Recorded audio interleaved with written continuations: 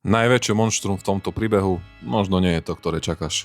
Ak si fanúšik Frankensteina, či už po stránke filmov alebo kníh, určite ťa poteší fakt, že film od Del Tora je jeden z dvoch filmov v podstate na rovnakú tematiku. Tým druhým je The Bride, s hercami ako Christian Bale, Jake Gyllenhaal a jeho sestrou Maggie Gyllenhaal, ktorá napísala scenár k tomuto filmu, režiruje ho. A čo je najzaujímavejšie, pozrieme sa v ňom na udalosti, ktoré svojím spôsobom nepriamo rozšíria verziu od Del Tora s premiérou 6. marca 2026. Wow, fanúšikovia Frankensteina sa majú skutočne na čo tešiť. Vráťme sa ale späť. Frankenstein od režiséra Guillermo del Toro, ktorý má na svedomí Hellboy 1 a 2, Pacific Rim, Faunov labyrint, jeho verziu Pinokia, ktorá sa mi mimochodom veľmi páčila, Tvar vody a mnoho ďalších filmov, je natočený podľa knižnej predlohy. Frankenstein, čiže moderný Prometheus, je dejovo rozdelený na dve polovice. V tej prvej sa pozrieme na život Viktora Frankensteina, ktorého stvárnil Oscar Isaac, mladého vedca, ktorý je posadnutý túžbou prekročiť hranice nemožného, vytvoriť umelý život a raz a navždy poraziť smrť.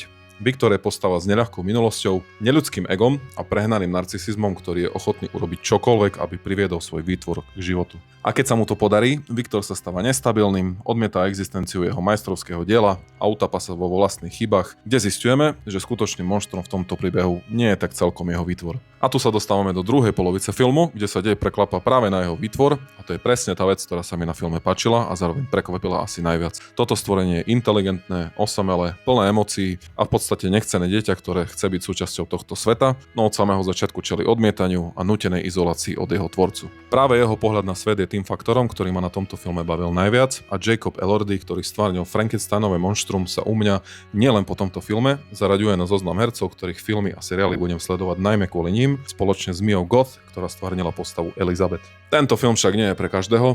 Pre niekoho môže byť zdĺhavý, niektoré scény môžu pôsobiť natiahnuto a ľudia, ktorí očakávajú, že Frankenstein sa prebudí a bude dobíjať svet, ničiť všetko, čo mu príde pod ruky, po prípade bude mentálnym bezdomovcom, ktorý nevie rozprávať a pôsobí ako robotický vysávač, ktorý sa zasekol na kabli od Wi-Fi, bude jednoducho sklamaný a ja to úplne chápem. Ak ste však otvorení inej interpretácii tejto postavy, než na akú ste zvyknutí, čaká vás film plný emócií, dôsledkov vlastných rozhodnutí, samoty a ľudskej povahy, ktorá jasne ukazuje, že hrať sa na Boha sa nikdy nevypláca. Ak sa ti video páčilo, nezabudni mu dať like a sleduj pozrete.sk na týchto sociálnych sieťach.